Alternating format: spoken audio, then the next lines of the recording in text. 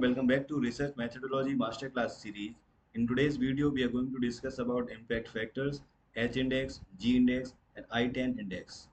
So, as we have already discussed about metric studies, difference between all of them and how to use them in the library and information science.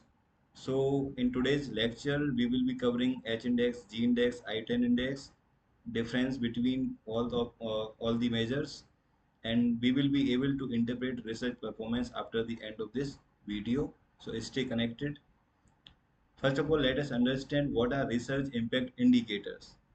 Research impact indicators are quantitative measures which are used to evaluate the influence, quality, productivity, and visibility of journals, researchers, institutions, and research publications. मतलब जो भी हमारा research output है in the form of journals या फिर जो researchers हैं institutions जो रिसर्च कैरी आउट कर रही हैं, तो उनकी क्या विजिबिलिटी है, क्या इन्फ्लुएंस है, क्या क्वालिटेटिव एस्पेक्ट्स में उनकी जो वैल्यू है और कितना प्रोडक्टिविटी हो रही है, उसको हम क्वांटिटेटिव वे में मेजर करने के लिए जो इस्तेमाल करते हैं उनको बोलते हैं research impact indicators.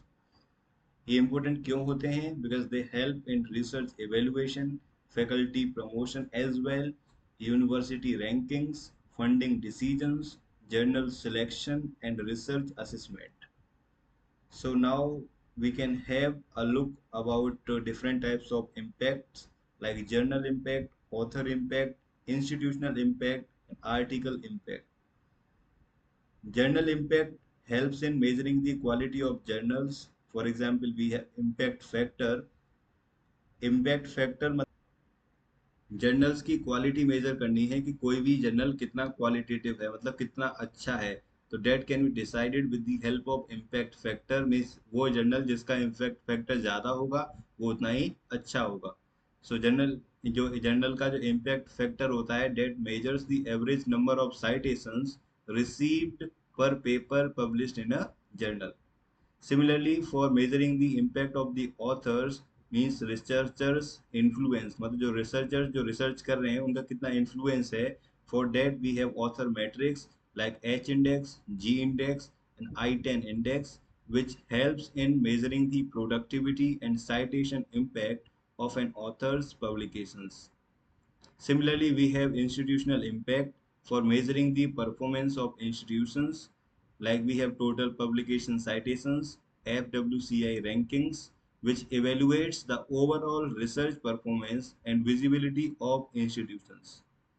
For measuring the article impact or individual paper influence, we have citation count, altmetric score, with the help of which we can measure the reach and online attention received by a specific research article. So research impact can be evaluated at multiple levels like journal, author, institutional, and article by using different indicators to assess quality, influence, and visibility. So now let us understand one by one. Very first we have journal impact factor. It is developed by E. Garfield in 1975 in the Journal Citation Reports, which are also known as JCR, published by Clarivate, and you can define it as it is average number of citations received in a year by articles published in the previous 2 years. मतलब जो journal का impact हमको निकालना है उसके लिए impact factor का जो फॉर्मूला होता है वो ये होता है कि किसी भी जर्नल के अंदर जो आर्टिकल्स पब्लिश हुए हैं, तो जिस ईयर का हम निकाल रहे हैं उससे प्रीवियस 2 ईयर्स का जो साइटेबल डॉक्यूमेंट्स अवेलेबल हैं प्लस जो करंट ईयर में कितना साइटेशंस आई हैं उनका दोनों का रेशियो. तो मान के चलिए 2025 में मुझे मेजर करना है किसी भी जर्नल का इम्पैक्ट फैक्टर कितना है. तो मैं सबसे पहले चेक करूंगा कि 2025 यानी कि 2025 में उसके पास कितनी साइटेशंस हैं. मान के चलिए उसके पास कितनी साइटेशंस हैं, 450.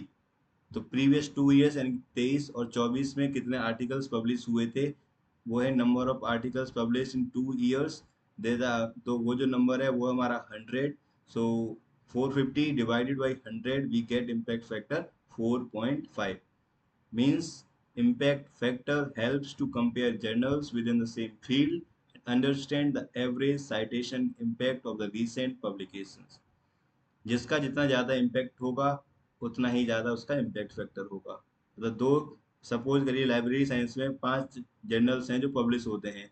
अब पांचों जर्नल में जिसका इम्पैक्ट फैक्टर ज़्यादा होगा उतना ही ज़्यादा अच्छा होगा। Similarly, we have institutional impact. So, for measuring institutional impact, the research performance of a university, college or research organization is measured. उसके लिए जो कॉमन इंडिकेटर्स हैं, टोटल पब्लिकेशंस काउंट किए जाते हैं, कितनी साइटेशंस मिली हैं उनको, एवरेज साइटेशंस क्या रही, एच इंडेक्स क्या था उनके ऑथर्स का, इंटरनेशनल कोलेबोरेशन कितना है, एंड एफ डब्ल्यू सी आई यानी कि फील्ड वेटेड साइटेशन इम्पैक्ट क्या रहा है उनका, और वर्ल्ड में रैंकिंग्स क्या है उनकी। इसकी जो एप्लीकेशंस क्या है इंस्टीट्यूशनल इम्पैक्ट मेजर करने से, जो नेक, NIRF, QS रैंकिंग और the THE ranking, the Times Higher Education, ये जो रैंकिंग करती हैं ये इन्हीं कॉमन इंडिकेटर्स की हेल्प पर इंस्टीट्यूशंस को रैंक प्रोवाइड करती हैं।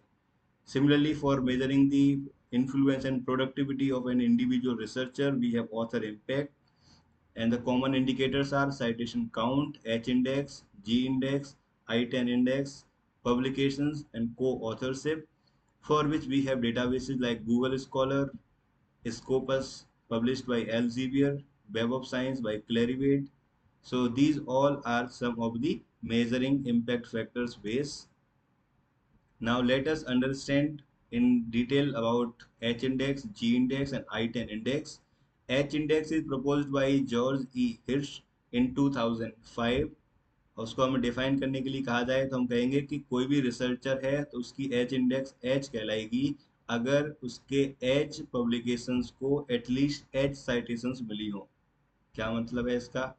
इसका मतलब ये है कि अगर किसी भी रिसर्चर ने 5 आर्टिकल्स पब्लिश किए हैं तो हमें उसकी अगर एच इंडेक्स अगर हम कह रहे हैं कि 5 है, तो 5 आर्टिकल्स के पास कम से कम 5 साइटेशंस होनी चाहिए। एग्जाम्पल देखिए यहाँ पर ABCDE यानी कि 5 पेपर्स पब्लिश किए किसी रिसर्चर ने, उसके 5 आर्टिकल्स को अलग अलग साइटेशंस मिली। अब ये चेक करना है हमको कि ऐसे कितने आर्टिकल्स हैं जिनको किसी एक पर्टिकुलर नंबर से ज़्यादा ही साइटेशंस मिली हो। तो अगर हम चेक कर पा रहे हैं यहाँ पर, तो 4 पेपर्स ऐसे हैं जिनके पास 4 या 4 से ज़्यादा साइटेशन है। क्लियर है? और एक पेपर ऐसा है जिसके पास 5 से साइटेशन कम है। क्या समझ में आया इससे आपको? मतलब टोटल 5 पब्लिकेशंस थे। 5 पब्लिकेशंस में अगर हम कहते हैं इसकी साइट एच इंडेक्स 5 है, तो 5 होने का मतलब है सारे के सारे पेपर्स के पास 5 से ज़्यादा साइटेशंस होनी चाहिए। बट यहाँ पर जो है वो साइटेशंस की अगर बात करें तो यहाँ पर ये जो है इसके पास कितनी साइटेशंस हैं? 4। अब जो बचे हुए 4 हैं उनके पास 4 से ज़्यादा है। इसका मतलब इसकी जो एच इंडेक्स हो जाएगी वो कितनी हो जाएगी? 4 हो जाएगी। क्लियर है? मतलब पब्लिश जो कर रखे हैं इसने 5 आर्टिकल्स, लेकिन 4 आर्टिकल्स के पास 4 से ज़्यादा साइटेशन है तो इसकी एच इंडेक्स कितनी हो जाएगी? 4। Similarly, we have G index given by Leo Ege in year 2006, which measures the largest number G such that the top G publications have received at least G square citations collectively। इसका मतलब ये है कि अगर किसी ने 5 articles publish किए हैं, 6 आर्टिकल पब्लिश किए हैं, तो उसका जो स्क्वायर करेंगे, जैसे अगर 4 आर्टिकल हैं तो 4 4 जा 16, तो ऐसे आर्टिकल्स काउंट करने हैं जिनका नंबर ऑफ साइटेशन 16 से ज़्यादा हो। तो g index is calculated in that way. तो इसका जो ग्राफ बनता है इस तरीके से बनता है, जितना ज़्यादा जी इंडेक्स होगा उतना ज़्यादा ऑथर प्रोलिफिक होगा। So it gives more weight to the highly cited papers, and it is better to reflect the outstanding research contributions. Similarly, we have Google Scholar जिसने I10 इंडेक्स को दिया है, जिसकी हेल्प से हम नंबर ऑफ साइटेशंस पता कर पाते हैं जिनके पास 10 या 10 से ज़्यादा हैं पेपर्स के। In 2011 it was given। So हमें ये मेजर करना है कि कितने पब्लिकेशंस में से ऐसे कितने पेपर्स हैं जिनके पास 10 या 10 से ज़्यादा साइटेशंस हैं। Those are counted in I10 index. अगर किसी ने 18 पेपर्स पब्लिश किए हैं और 18 पेपर्स के पास एटलीस्ट 10 साइटेशंस हैं, तो उसका जो I10 इंडेक्स होगा वो कितना कहलाएगा, 18। आई होप क्लियर होगा आपको। So here is a quick comparison of all the indicators. Very first, H index. H index in 2005, G index 2006, and that is in 2011.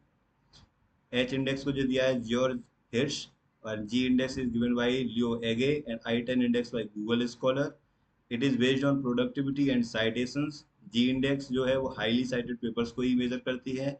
I10 में ऐसे papers जिनकी citations 10 या 10 से ज़्यादा हैं। एच इंडेक्स का जो इम्पैक्ट रहता है वो बैलेंस रहता है क्वांटिटी एंड इम्पैक्ट दोनों पर।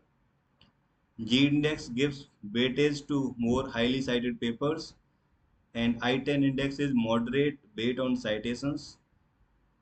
तीनों को ही कैलकुलेट करना आसान होता है।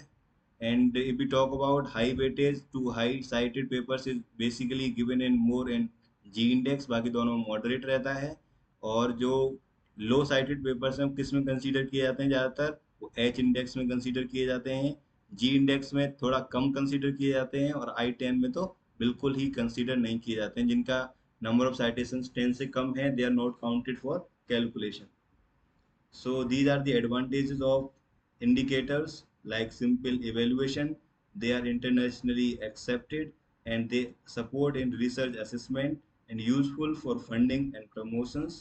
इनकी कुछ limitations भी हैं, जैसे self citations, डिसिप्लिन डिफरेंट होने की वजह से नंबर ऑफ साइटेशंस वेरी करते हैं, डेटाबेस वेरिएशन, और जो सोसाइटल इम्पैक्ट है उनका, जो रिसर्च हमने की है उसका सोसाइटी पे क्या इम्पैक्ट पड़ रहा है, उसको हम प्रॉपरली मैनेज कंपेयर या मेजर नहीं कर सकते हैं उसको। और सबसे जो इम्पोर्टेंट चीज़ है, क्वांटिटी और क्वालिटी दोनों ही इक्वल नहीं होती हैं। So it also sometimes make a question that कोई भी जो एच इंडेक्स हाई वाला ऑथर है उसकी क्वालिटी कितनी है और क्वांटिटी कितनी है, वो हम मेजर नहीं कर सकते एग्जैक्टली। किसी के पास ज़्यादा क्वांटिटी है, हो सकता है वो क्वालिटेटिव नहीं हो। जिसके पास क्वालिटी कम है लेकिन हो सकता है वो ज़्यादा क्वांटिटेटिव हो। तो वेरी करता है। So that was all about. We have discussed general impact factor, institutional report, impact, author impact, H index, G index, I10 index, and their applications and limitations. So in the next lecture, we will be covering a very important topic, that is the trends in library and information science research. And for connecting with me, you need to please keep supporting me and by subscribing the channel and by sharing with your friends. And if you like the session, then don't forget to like the video. Stay connected. Thank you very much.